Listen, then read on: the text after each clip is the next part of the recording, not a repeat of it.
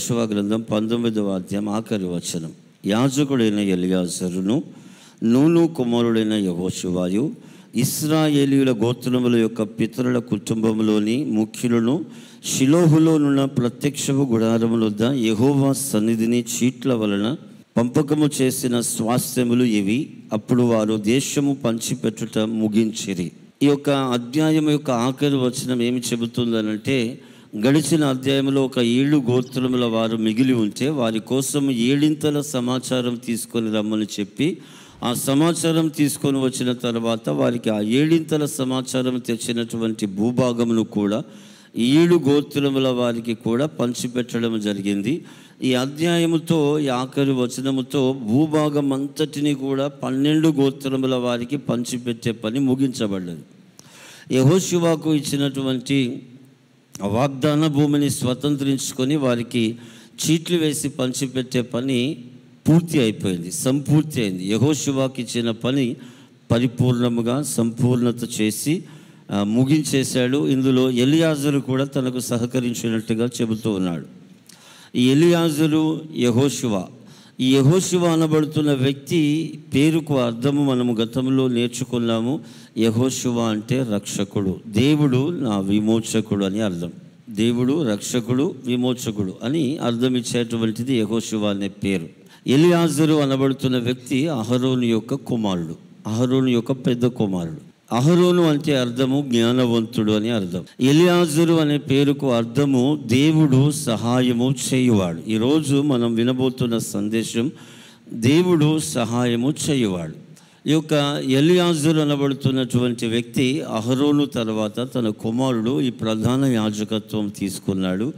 ఈ ప్రధాన యాజకుడిగా ఉన్నటువంటి ఎలియాజరు ఇశ్రాయేలు ప్రజలకు నాయకుడిగా ఉండి నడిపించిన మోషే మృతి నొందిన తర్వాత నాయకత్వం తీసుకొని వాగ్దాన భూమిని స్వతంత్రింపచేసి చీట్లు వేసి పంచే పనిని మోషే అహరోనులు సంపూర్తి చేయవలసిన ఈ పనిని మోషే యొక్క పరిచారకుడైనటువంటి నూను కుమారుడు అయినటువంటి యెహోషువ, అహరోను యొక్క కుమారుడైన ఎలియాజరు, ఈ ఇరువురు కలిసి ఈ మోషే యొక్క పరిచారకుడు అహరోను యొక్క కుమారుడైనటువంటి యెహోషువ, ఎలియాజరు ఇద్దరు కలిసి, నాయకుడు ఈ యొక్క ప్రధాన యాజకుడు ఇద్దరు కలిసి వారి యొక్క వాగ్దాన భూమిని వారికి స్వతంత్రింపచేసి ఆ పనిని ముగించారు.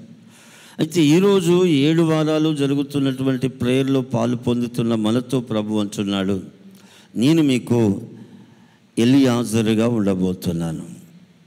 Praise the lord. ఎలియాజర్ అంటే ఏమిటి? దేవుడు సహాయము చేయవాడు.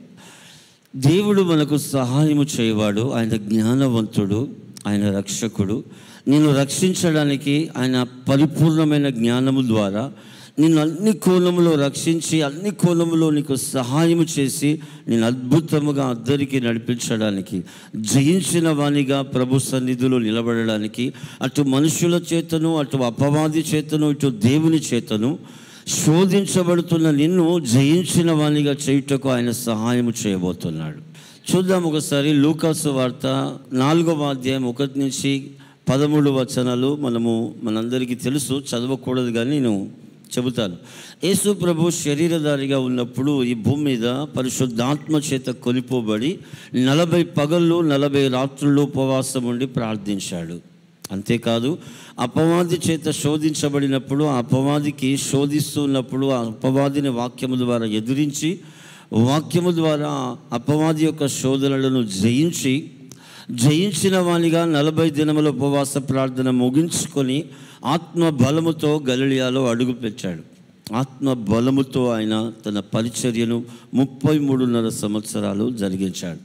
ఈ 7 వారాల ప్రార్థనల యొక్క ముగింపులో మనము కూడా జయించిన వారముగా మన ప్రార్థనల ఫలం పొందుకొని ఆత్మ బలముతో ఈ భూమి మీద కదలబోతున్నాం.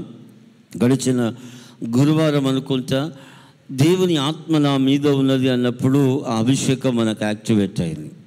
దేవుని ఆత్మ నా మీద ఉన్నదని యేసు ప్రభు సాక్ష్యం ఇచ్చినట్లుగా, దేవుని ఆత్మ నా మీద ఉన్నది అని మనము సాక్ష్యం ఇచ్చినట్లుగా, లేదా మనల్ని చూసే ప్రజలు దేవుని ఆత్మ నా మీద ఉన్నది అని, లేదా మన మీద ఉన్నదని ప్రజలు గుర్తించేలాగున ప్రభు అద్భుతంగా నడిపించబోతున్నాడు. హెబ్రీ పత్రిక 2వ అధ్యాయము 18వ వచనం చదువుకుందాం. తాను శోధింపబడి శ్రమ పొందెను గనక శోధింపబడు వారికి సహాయము చేయగలవాడై ఉన్నాడు. మనకు సహాయము చేసే దేవుడంట ఎలాంటి వాడంట అంటే ఆయన శోధింపబడి శ్రమ పొందినవాడు. ఎంతగా అంటే తను పూర్తిగా నలగగొట్టబడే అంతగా, తన వీపు నాగలివాడు భూమిని దున్నినట్టుగా దున్నబడినంతగా ఆయన నలగగొట్టబడ్డాడు. ఆయన మన కొరకు శోధించబడి శ్రమ పొంది ఆయన మరణించి పునరుత్థానుడిగా లేచి అద్భుతంగా మనందరికీ కూడా సహాయం చేయుటకు ఆయన సహాయకుడిగా ఉన్నాడు. కనుక శోధించబడు వారందరికీ సహాయం చేయుటకు ఆయన సమర్థుడు. మన వలె ఆయన భూమి మీద శరీరధారిగా జన్మించాడు, జీవించాడు, శ్రమ పొందాడు, శోధించబడ్డాడు. గనక నీ శ్రమ, నీ యొక్క శోధన ఆయనకు తెలియంది కాదు. ఎంత కష్టములో, ఎంత వేదనలో, ఎంత శ్రమలో, ఎంత దుఃఖములో, ఎంత భారభరితమైన అనుభవంలో నీవు నడుస్తూ ఉన్నా నీ యొక్క శోధన కానీ నీ యొక్క శ్రమ కానీ ఆయనకు తెలియనిది కాదు. ఆయన ప్రతి శోధనలో కూడా నిన్ను విడిపించుటకు నాకు సహాయము చేసే దేవుడిగా ఉంటున్నాడు. ఎంతగా ఆయన మనకు సహాయం చేస్తాడో కొన్ని మాటలు నేర్చుకుందాం. అపవాది చేత యేసు ప్రభు శోధించబడ్డట్లుగా ఈ భూమి మీద మనము కూడా ఒకవేళ శోధించబడుచున్నామేమో. యోబును అపవాది శోధించుటకు కోరుకుంది. యోబు యొక్క ఆరోగ్యము లేకుండా చేసింది. యోబు యొక్క కుమారులు కుమార్తెలు చిరచరాశులన్నీ కూడా లేకుండా చేసింది. అన్నీ లేకుండా చేసినటువంటి యోబు ఏమీ లేని వాడిగా ఉండి అన్నీ ఇచ్చిన దేవుణ్ణి మనము స్తుతించాలి, అన్నీ తీసుకున్నా కూడా దేవుని స్తుతించాలంటూ ప్రభువును అద్భుతంగా స్తుతించిన వ్యక్తి. అతను ఒక అద్భుతమైన మాట అంటున్నాడు. యోబు గ్రంథం 19వ అధ్యాయము 25 నుంచి 29 వచనాల వరకు చదివితే యోబు మాటలు మనకు స్పష్టంగా అర్థమవుతాయి. అయితే నా విమోచకుడు సజీవుడనియు తర్వాత ఆయన భూమి మీద నిలుచుననియు నేను ఎరుగుదును. ఇలాగూ నా చర్మము చీకిపోయిన తర్వాత శరీరముతో నేను దేవుని చూచెదను, నా మట్టుకు నేనే చూచెదను, మరి ఎవడునూ కాదు, నేనే కన్నులారా ఆయనను చూచెదను. అన్నీ కోల్పోయిన యోబు యొక్క పరిస్థితి ఏమిటంటే సొంత భార్య కూడా నీవు దేవుని దూషించి చనిపోరాదు అని చెప్పేసింది. ఆ యోబు యొక్క స్నేహితులందరూ వచ్చి, యోబు నీవు మంచివాడవు కాదు, నీవు పాపము చేశావు, నీవు దేవుని దృష్టికి పాపము చేసి కీడు అనేది తెచ్చుకున్నావు, అందుకే ఇంత శ్రమ, ఇంత వేదన, ఇంత శోధన అని చెప్పి అతన్ని స్నేహితులు నిందించారు. తన అన్నదమ్ములు తన దగ్గరికి రాలేదంట, తన అక్క చెల్లెలు తన దగ్గరికి రాలేదంట, తన పొరుగువాడు తన దగ్గరికి రాలేదంట. ఆ వ్యక్తి అనుభవిస్తున్న కీడును బట్టి ఒకవేళ ఆ కీడు మన మీదికి వస్తుందేమో అని అందరూ కూడా దూరముగా ఉన్నారంట. యోబు స్నేహితులు కూడా వచ్చినప్పుడు అతన్ని చాలా దూరం నుంచి చూసి అతని విషయమై 7 దినములు కూడా మౌనముగా ఉన్నారంట. దూరములో ఉండి చూస్తూ ఉన్నారంట. 7 దినములు మాట్లాడలేదంట, యోబుతో మౌనంగా ఉన్నారంట. 7 దినములు తన ప్రాణ స్నేహితులు తనకు దూరముగా ఉండి మాట్లాడక మౌనంగా ఉండి 7 దినముల తర్వాత వచ్చి తనను నిందిస్తున్నారు, దూషిస్తున్నారు. అయితే ప్రభు ఈ యొక్క యోబు అంటున్నాడు, నా విమోచకుడు సజీవుడు. ఈరోజు నీవు యోబులాగా అపవాది చేత శోధించబడుతున్నావేమో. యోబు అంతటి శ్రమ కాకపోయినా ఎక్కడైనా ఏదైనా నీవు శ్రమ అనుభవిస్తున్నావేమో. ఆయన సుడిగాలిలో వచ్చి యోబును దర్శించి నిజముగానే యోబును విడిపించాడు. ప్రతి శోధన నుంచి విడిపించి యోబు కోల్పోయిన ఆరోగ్యం ఇచ్చాడు, యోబు కోల్పోయిన కుమారులను ఇచ్చాడు, యోబు కోల్పోయిన కుమార్తెలను ఇచ్చాడు. ఆ కుమార్తెలు ఆ దేశంలో ఉన్న స్త్రీలందరికంటే సౌందర్యము కలిగినటువంటి కుమార్తెలుగా ఉన్నారు. యోబు కోల్పోయిన ఆశీర్వాదమును తిరిగి రెట్టింపు ఇచ్చాడు. అప్పుడు తన అన్నదమ్ములు తనను చూడడానికి వచ్చారు. అప్పుడు తన యొక్క అక్క చెల్లెలు చూడడానికి వచ్చారు. అప్పుడు తన యొక్క సహోదరులతో పాటు తన బంధువులు చూడడానికి వచ్చారు. తన స్నేహితులు, తనకు పరిచయస్తులు అందరూ చూడడానికి వచ్చి అప్పుడు తన ఇంటిలో అన్నపానములు పుచ్చుకొని తనను గురించి దుఃఖిస్తూ, ఎంత వేదన అనుభవించావు యోబు అంటూ తనను గురించి బాధపడ్డారు. తనకు బహుమానములు ఇచ్చారు, బంగారు ఉంగరములను ఇచ్చారు, తనను ఘనపరిచారు. ఎప్పుడు అన్నీ పోయినప్పుడు కాదండి, అన్నీ పోయినప్పుడు అపవాదితో పాటు మనుషులు శోధించారు. ఒక దేవుడు మాత్రమే యోబుని ఏమీ శోధించలేదు. మనుషులు శోధించారు, అపవాది శోధించింది, మనుషులు నిందించారు, అందరూ కూడా దూరముగా ఉన్నారు. దేవుడిని అతను చూశాడు. చూద్దాము ఒకసారి యోబు ఎలా చూశాడు. యోబు గ్రంథము 38వ అధ్యాయంలో 1వ వచనం. అప్పుడు యెహోవా సుడిగాలిలో నుండి ఇలాగూ యోబునకు ప్రత్యుత్తరం ఇచ్చాను. దేవుడట అతనికి సుడిగాలిలో కనబడ్డాడంట. జ్ఞానము లేని మాటలు చెప్పి ఆలోచనలు చెరుపుచున్న వీడెవడు? పౌరుషము తెచ్చుకొని నీ నడుము బిగించుకొనుము అని నేను నీకు ప్రశ్న వేయుదును, నీవు నాకు దానిని తెలియజెప్పుదువు అని. ఎలా కనబడ్డాడంట? సుడిగాలిలో కనబడ్డాడంట. 40వ అధ్యాయం 6వ వచనం. అప్పుడు యెహోవా సుడిగాలిలో నుండి ఇలాగూ యోబుకు ప్రత్యుత్తరం ఇచ్చాను, పౌరుషము తెచ్చుకొని నడుము కట్టుకొనుము. ఈరోజు యోబుతో పదే పదే సుడిగాలిలో కనబడి పౌరుషము తెచ్చుకొని నడుము కట్టుకొనమని చెప్పిన దేవుడు, నువ్వు ఎక్కడెక్కడ శోధించబడుతున్నావో అక్కడెల్లా ఆయన నీకు సహాయము చేసే దేవుడు. ఆయన నీతో అంటున్నాడు, నువ్వు ఎక్కడ శోధించబడుతున్నావో అక్కడ ప్రతి శోధన నుంచి విడుదల, ప్రతి శోధనలో జయము కావాలని ప్రభు దగ్గర ప్రార్థన చేయి. ప్రతి సమస్య నుంచి ప్రభు దగ్గర విడుదల కోసం ప్రార్థన చేయి. అద్భుతమైన విడుదల ప్రభు ఇస్తాడు. ఆదికాండం 22వ అధ్యాయము 1 నుంచి 13 వచనాల వరకు చదివితే, అబ్రహాము అనబడుతున్న వ్యక్తికి 100 సంవత్సరముల ప్రాయము కలిగినటువంటి సమయంలో అబ్రహాముకు చక్కటి కుమారునిచ్చాడు. ఈ కుమారుడికి ఇస్సాక్ అని పేరు పెట్టమన్నాడు. ఇస్సాక్ అనే పేరు పెట్టిన తర్వాత కొన్ని సంవత్సరాలకు అతడు బాల్యంలో ఉండగానే, నీవు ఒక్కడయున్న నీవు ప్రేమించిన అని ప్రియ కుమారుడైనటువంటి ఇస్సాకును నాకు బలిగా అర్పించమని దేవుడే ఈ అబ్రహామును శోధించడం ప్రారంభించాడు. 3 దినముల ప్రయాణము చేశాడంట. మోరియా పర్వతం దగ్గరికి 3 దినముల ప్రయాణము చేశాడంట. కట్టెలు, నిప్పులు, కత్తిని తీసుకొని, పనివారిని తీసుకొని, గాడిదలకు గంతులు కట్టి 3 దినములు ప్రయాణం చేసి హోరేబు ఆ యొక్క మోరియా పర్వతం మీదకి వెళ్ళి, మోరియా పర్వతం మీద బలి కోసం ఆ కట్టెలను పేర్చి, ఆ కట్టెల మీద ఆ యొక్క ఇస్సాకును బలిగా అర్పించడానికి కట్టేసి ఆ కట్టెల మీద పెట్టి కత్తిని పైకి లేపినప్పుడు ఒక స్వరం వినబడుతుందంట, అబ్రహామా, అబ్రహామా, నీకు ఒక్కడై ఉన్న కుమారుని నీవు బలిగా అర్పించుటకు వెనక తీయలేదు గనక నీవు నన్ను ప్రేమించుచున్నావు, నీవు నాకు భయపడుచున్నావని ఇందును బట్టి నేను ఎరుగుదును అంటూ ఒక స్వరం పరలోకం నుంచి అబ్రహాముకు వినబడతా ఉందంట. ఆదికాండం 22వ అధ్యాయం 13వ వచనం చదివితే, అప్పుడు అబ్రహాము కన్నులెత్తి చూడగా పొదలో కొమ్ములు తగులుకొని ఉన్న ఒక పొట్టేలు వెనక తట్టున కనబడెను. అబ్రహాము వెళ్ళి ఆ పొట్టేలును పట్టుకొని తన కుమారునికి మారుగా పెట్టి దహన బలి అర్పించాను. ఈ దహన బలిగా అర్పించడానికంటే అక్కడ కొమ్ములు తిరిగిన ఒక పొట్టేలు పొదలో కనబడిందంట.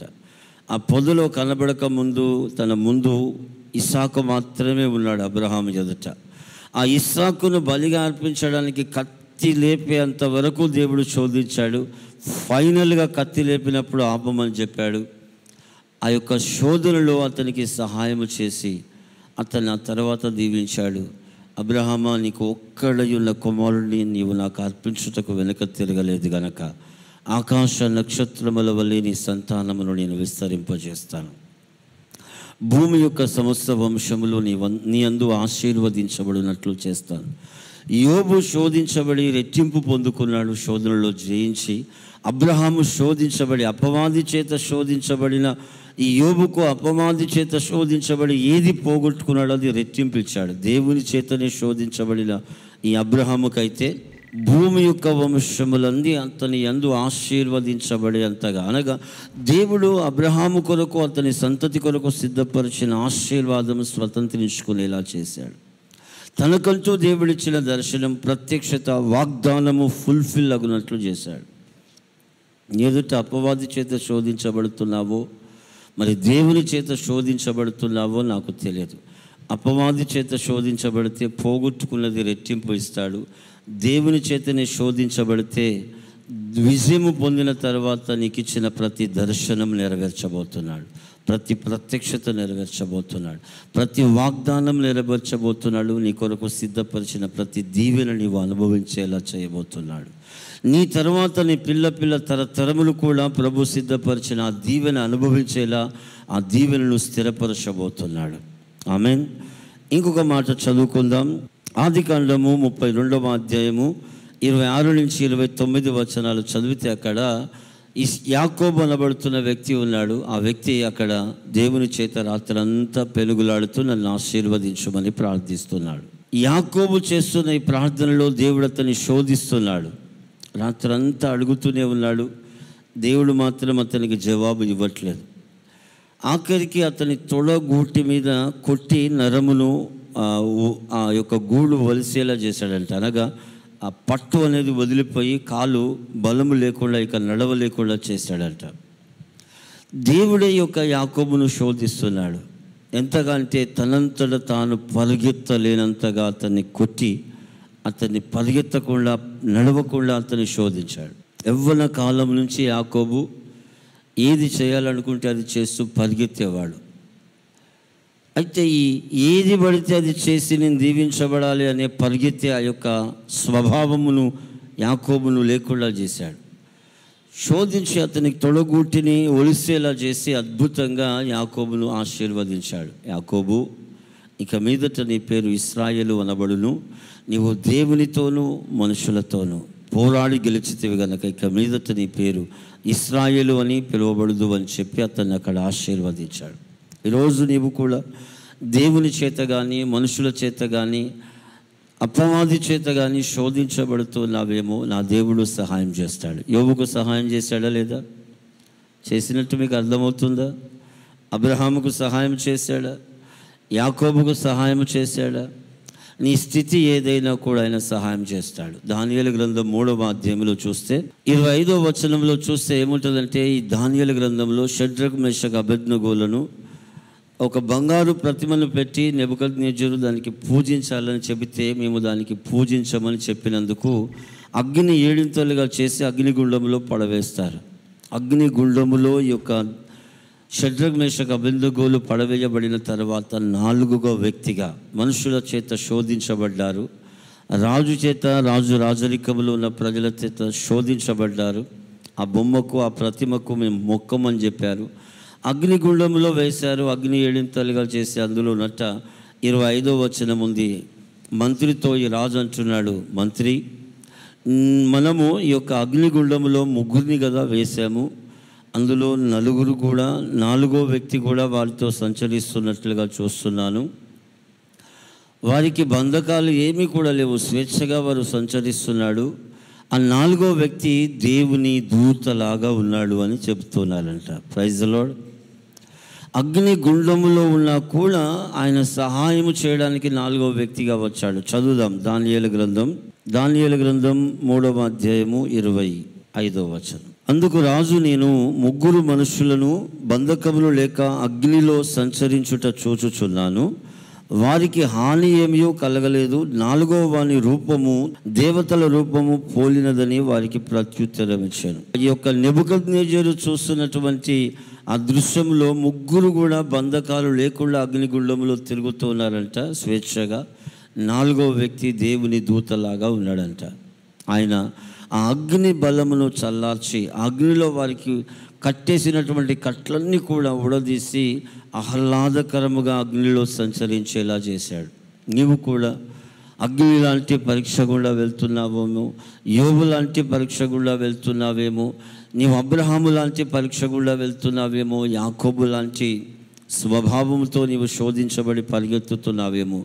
నీవు ఏ స్థితిలో వెళ్ళినా కూడా సహాయం చేయుటకు నా దేవుడు సమర్థుడు. ఆమేన్. ఈ మనుషుల చేత శోధించబడిన వారిని విడిపించాడు, ఆయన సహాయం చేశాడు. దానియేలు గ్రంథం 6వ అధ్యాయంలో కూడా దానియేలును సింహపు బోనులో వేస్తే ఆయన దూతను పంపి ఆ సింహముల నోర్లను మూసి దానియేలును రక్షించిన దేవుడు ఈరోజు నీతో నాతో అంటున్నాడు. దానియేలుకు సింహపు బోనులో సహాయం చేసిన దేవుడు, షడ్రక్ మేషక్ అబేద్నెగోలకు అగ్నిగుండములో సహాయము చేసిన దేవుడు, ఈ యొక్క అబ్రహామునకు మోరియా పర్వతం మీద సహాయము చేసిన దేవుడు, యోబుకు తన శ్రమకాలంలో అగ్నిగుండములో సుడిగాలిలో ప్రత్యక్షమై సహాయము చేసిన దేవుడు నీతో నాతో కూడా అంటున్నాడు, నేను నీకు సహాయం చేస్తాను. దేవుని చేతను మనుషుల చేతను అపవాది చేతను నీవు శోధించబడుతున్నావేమో, ఏ కోణంలో శోధించబడుతున్నా నీకు సహాయము చేయుటకు నేను సిద్ధముగా ఉన్నాను. ఆమేన్. హల్లెలూయా. ఎలా సహాయం చేస్తాడో నేర్చుకుందామా? 2వ దినవృత్తాంతములో 26వ అధ్యాయము 15వ వచనం. అతడు స్థిరపరచబడు వరకు అతనికి ఆశ్చర్యకరమైన సహాయము కలిగిన గనక అతని కీర్తి దూరముగా వ్యాపించను. ఇక్కడ ఉజ్జియా అనబడుతున్న ఒక రాజు ఉన్నాడు. ఇతనికి రాజ్యము అనుగ్రహించబడ్డది. రాజ్య సింహాసనం మీద ఉండి రాజుగా పరిపాలన చేస్తున్నాడు, కానీ తన రాజ్యము స్థిరపరచబడే స్థితిలో ఉన్నాడు. అయితే దేవుని ఆశ్చర్యకరమైన సహాయం అందించి అతన్ని తన రాజ్యం మీద స్థిరపరిచాడంట, తన సింహాసనం మీద స్థిరపరిచాడంట. ఈరోజు ప్రభు అంటున్నాడు, నీ జీవితంలో కూడా నీవు నీ చేతి పనులు ఇంకా స్థిరపరచబడలేదా? నీ రక్షణ అనుభవంలో నీవు ఇంకా స్థిరపరచబడలేదా? నీ శరీరంలో ఏదైనా అనారోగ్యం ఉండి ఆరోగ్యవంతముగా ముందుకు వెళ్ళక, ఆరోగ్యము లేక ఇంకా ఆరోగ్యము స్థిరపరచబడక పదే పదే ఏదో ఒక అనారోగ్యంతో బాధపడుతూ ఉన్నావా? నీ ఆత్మీయ జీవితంలో ఆత్మలో వర్ధిలత లేకుండా ఉన్నావా? ప్రభు అంటున్నాడు, నీ చేతి పనులను నేను స్థిరపరచబడు వరకు ఆశ్చర్యకరమైన సహాయం అందిస్తాను. ఆమేన్. నీ ఆత్మీయ జీవితంలో నీ రక్షణ ఆనందంలో నీవు స్థిరపరచబడు వరకు నేను నీకు ఆశ్చర్యకరమైన సహాయం అందిస్తాను. నీకు ప్రభు ఇచ్చిన దర్శనాలు, మనకిచ్చిన దర్శనాలు, ప్రత్యక్షతలు, వాగ్దానములు ఏమున్నావో, ఆ దీవెనలు ఏమున్నావో అవన్నీ నెరవేర్చబడి స్థిరపరచబడు వరకు కూడా ఆశ్చర్యకరమైన సహాయం అందిస్తాడు. నీ అనారోగ్యం అంతటిని కొట్టివేసి నీకు సంపూర్ణమైన ఆరోగ్యం యాక్టివేట్ అయ్యే వరకు కూడా నీకు ఆశ్చర్యకరమైన సహాయం అందించి ఆరోగ్యవంతమైన వ్యక్తిగా స్థిరపరుస్తాడు. నీవు ఆత్మలో వర్ధిలత లేకుండా అటు ఇటు ఊగిసలాడుతున్నావా? లోకము, ఆత్మీయ జీవిత లోకము, ఈ లోకము అనుకుంటూ దేవుడు అనుకుంటూ ముందుకు వెళ్తున్నావా? అయితే ప్రభు అంటున్నాడు, నీ ఆత్మీయ జీవితంలో ఆత్మలో నిన్ను స్థిరపరిచి ఆశ్చర్యకరమైన సహాయంతో నడిపించబోతున్నాను. ఆమేన్. ప్రభు సన్నిధిలో నేను ఎక్కువగా ప్రార్థనలో గడుపుతూ ఉన్నా కూడా, గడిచిన మంగళవారం నేను ప్రభు సన్నిధికి వచ్చినప్పుడు ప్రభు నాతో మందిరంలో మాట్లాడిన విషయం వేరు, మందిరంలో నాతో ప్రభు మాట్లాడుతున్న విషయం వేరు. ఆయన సన్నిధికి వచ్చిన తర్వాత ప్రభు నాతో ఒకే ఒక మాట అన్నాడు, నేను నిన్ను మర్చిపోలే, నేను నిన్ను జ్ఞాపకం చేసుకుంటూనే ఉన్నాను. ఇక నేను జ్ఞాపకం చేసుకుంటున్నాను గనక ఎక్కడెక్కడ నీకు నా సహాయం కావాలో అక్కడ సహాయం చేసి నేను స్థిరపరచబోతున్నాను. ఈరోజు ప్రభు నాతో మాట్లాడిన అదే మాటలో నీకు అందిస్తున్నాడు. నువ్వు ఎక్కడ స్థిరపడలేదు, ప్రభువుకు నమ్మకముగా ఆత్మీయంగా నడవలేకపోతున్నావేమో, ప్రభు మందిరములో, ప్రభు యొక్క వాక్యములో, ప్రభు యొక్క సేవా పరిచర్యలో, ప్రభు యొక్క భయభక్తుల యందు, ప్రభు యొక్క సన్నిధిలో నువ్వు ఆయనకి ఇష్టడిగా, ఆయనకు ప్రియమైన నమ్మకమైన వ్యక్తిగా ఆయన ఆజ్ఞలు అనుసరించి ఇంకా అద్భుతంగా ఆయనకు ముందుకు కొనసాగలేకపోతున్నావేమో. ప్రభు అంటున్నాడు, నిన్ను నా యందు భయభక్తులు కలిగిన వ్యక్తిగా స్థిరపరిచి, నా ఆజ్ఞలు అనుసరించే వ్యక్తిగా నేను స్థిరపరిచి, నన్ను మిక్కటముగా ప్రేమించి నాకు బహుప్రియమైన ఇష్టమైన వ్యక్తిగా నీ ఉండునట్లు స్థిరపరిచి నీకు ఆశ్చర్యకరమైన సహాయం అందించి నడిపించబోతున్నాను. నీ కీర్తి బహుదూరము వ్యాపించబోతున్నదట. హల్లెలూయా. నీ యొక్క సంపద బహుదూరము విస్తరించబోతున్నదంట. నీ యొక్క ఆత్మీయ యొక్క లోతు బహుదూరముగా వ్యాపించబోతున్నదంట. ఆత్మీయంగా నీవు లోతైన అనుభవంలోనికి వ్యాపించబోతున్నావు. నీవు ఆయన ఆత్మీయ అనుభవంలో, నీవు ఆయన యొక్క కృపలో, ఆయన యొక్క ప్రేమలో, ఆయన యొక్క అద్భుతమైన ఆత్మీయ సహాయంలో ఎత్తు, పొడుగు, లోతు, వెడల్పు నీవు విస్తరించి వ్యాపించులాగా స్థిరపరిచి అద్భుతమైన ఆశ్చర్యకరమైన సహాయం అందించబోతున్నాడు. నెహెమ్యా అనబడుతున్న వ్యక్తి అట్ట కొన్ని రోజులు ఉపవాసం ఉండి ప్రార్థన చేశాడు. ఎందుకు ప్రార్థన చేశాడంటే తన కోసం మాత్రం అస్సలు కాదు. ఈ నెహెమ్యా ఎందుకోసం ప్రార్థన చేశాడంటే యెరూషలేము కొరకు, యెరూషలేము ప్రాకారములు పడగొట్టబడ్డాయని, యెరూషలేము యొక్క మందిరం యొక్క సేవాధర్మం ఆగిపోయిందని, మందిరం యొక్క గుమ్మములు పడగొట్టబడ్డాయని, బలిపీఠం పడగొట్టబడ్డది, బలిపీఠం మీద బలులు అర్పించబడట్లేదు, బలిపీఠం మీద 24 hours ఆయన అగ్ని మండాల్సింది మందట్లేదు, ప్రజలందరూ కూడా స్వేచ్ఛగా విచ్చలవిడిగా తిరుగుతూ ఉన్నారు. దేవుణ్ణి మరిచిన వారిగా ఉంటున్నారు. దేవుని యొక్క దగ్గరికి పాపక్షేమాపణ అడిగి తమ పాపములను ఒప్పుకొని తాము కలిగి ఉన్నటువంటి శ్రమలో నుంచి బయటపడడానికి ప్రజలు ఇష్టపడకుండా తిరుగుతున్నారని తెలిసి కొన్ని దినములు ఉపవాసం ఉండి ప్రార్థన చేశాడంట. ఆ ప్రార్థన విన్న తర్వాత దేవుడు తనకు ప్రతిఫలం ఇచ్చాడు. ఆ నెహెమ్య ఏ రాజు దగ్గర అయితే అతడు అన్య రాజు దగ్గర ద్రాక్షారసం యొక్క గిన్నె అందించేవాడిగా ఉన్నాడో అదే రాజు చూసి నెహెమ్యాను అడుగుతున్నాడు, నీకేమైనా వ్యాధి సోకినదా, నీవేమైనా ఇబ్బంది కలిగి నీవు ఇబ్బంది పడుతున్నావా, బలహీనమైపోయావు, బక్కచిక్కిపోయావు, నీకేమిటి సమస్య, నీ మనోవ్యాకులం ఏమిటి, నీ బాధ ఏమిటి, నీ చింత ఏమిటి అని అడగడం మొదలుపెట్టాడు. అప్పుడు మనసులో నెహెమ్యా ప్రార్థన చేస్తున్నాడు, ప్రభువా, రాజుకు నేను చెప్పినప్పుడు రాజు నా మనవి విని నాకు సహాయము చేయాలి, అందుకని నాకు సహాయం చేయమని ప్రార్థన చేసి, అయ్యా నా యొక్క పితరులు ఉన్నటువంటి పట్టణము సమాధుల తోట వలె ఉంటే నేను ఎలా సంతోషంగా ఉంటాను, ఆ యొక్క పట్టణము పాడైపోయి ఉంటే నేను ఎలా చింతించకుండా ఆనందంగా ఉంటాను అని ఇలా తన సొంత మాటలు మాట్లాడుతుంటే నెహెమ్యాతో అంటున్నాడు రాజు, నీకేమి కావాలి? Praise the lord. నీకేమి కావాలి? అప్పుడు ఈ నెహెమ్యా ఏమంటున్నాడంటే, కొన్ని దినములు నేను యెరూషలేమునకు వెళ్ళి అక్కడ ఆ యెరూషలేము యొక్క ప్రాకారములను కట్టి ఆ యొక్క మందిరం యొక్క గుమ్మములను నిలవబెట్టి ఆ మందిరం యొక్క సేవాధర్మం పునర్నిర్మాణం చేసి తిరిగి నేను వస్తాను, నాకు కొంత సమయం ఇవ్వండి. ఆ సమయంతో పాటు ఆ అడవులను కాసేటువంటి ఆసాపునకు ఆజ్ఞ ఇవ్వండి. నేను వెళ్తున్న పట్టణములకు కావలసిన అక్కడ గుమ్మములకు కావలసినటువంటి కర్రలు, ఆ యొక్క యెరూషలేము కట్టబడడానికి కావలసినటువంటి మెటీరియల్ అంతా కూడా, నేను ఉండబోయే ఇంటికి కావలసినటువంటి మెటీరియల్ కూడా నాకు అందివ్వాలని ఈ నెహెమ్యా రాజుతో మనవి చేస్తూ ఉన్నాడు. Praise the lord. మీరు వినండి, రాజు దగ్గర పనిచేస్తున్న ఈ వ్యక్తి ఉపవాసం ఉండి ప్రార్థన చేస్తే రాజు అంటున్నాడు, నీకేమి కావాలో అవన్నీ కూడా ఆ అడవిని కాయుచున్న వ్యక్తి దగ్గర అడిగి తీసుకొని వెళ్ళు. ఏమేమి కావాలో అవన్నీ తీసుకొని వెళ్ళి అక్కడ యెరూషలేము ప్రాకారములు కట్టి మందిరము పునర్నిర్మాణం చేసి మరలా తిరిగి రా అని చెప్తున్నాడు. Praise the lord. మనకు కూడా ఆయన సహాయం చేస్తాడు. ఆమెన్. హల్లెలూయా. ఎక్కడెక్కడ సహాయం చేస్తాడు? నీవు అపవాది చేత శోధించబడుతున్నా విడిపించుటకు సహాయం చేస్తాడు. దేవుని చేతనే శోధించబడుతున్నా నిన్ను విడిపించుటకు సహాయం చేస్తాడు. మనుషుల చేత శోధించబడుతున్నా నిన్ను విడిపించుటకు సహాయం చేస్తాడు. నువ్వు ఎక్కడెక్కడ స్థిరత్వము లేక నువ్వు కొనసాగుతున్నావు అక్కడెల్లా ఆశ్చర్యకరమైన సహాయం అందించి నీ రక్షణ ఆనందములో స్థిరపరుస్తాడు. నీ చేతి పనులను స్థిరపరుస్తాడు. నీకు ఆరోగ్యములు స్థిరపరుస్తాడు. ఆత్మీయ జీవితంలో స్థిరపరుస్తాడు. ఆత్మలో వర్ధిలత, అన్ని విషయంలో వర్ధిలత కలిగి ఉండినట్లు ఆయన స్థిరపరచబోతున్నాడు. జ్ఞానం ఇచ్చి అద్భుతంగా స్థిరపరిచి నడిపించబోతున్నాడు. ఆమె అందరం కూడా కొద్దిసేపు మోకరించి ప్రార్థన చేద్దాం. సజీవుడైన తండ్రి, నీకు వందనాలు అయా. మాతో మీరు మాట్లాడిన ప్రతి మాటను బట్టి వందనాలు.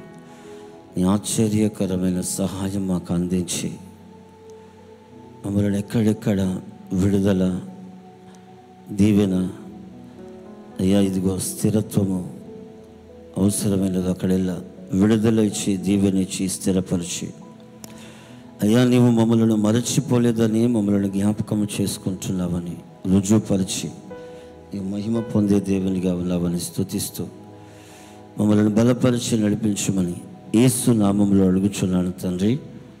ఆమేన్. అందరూ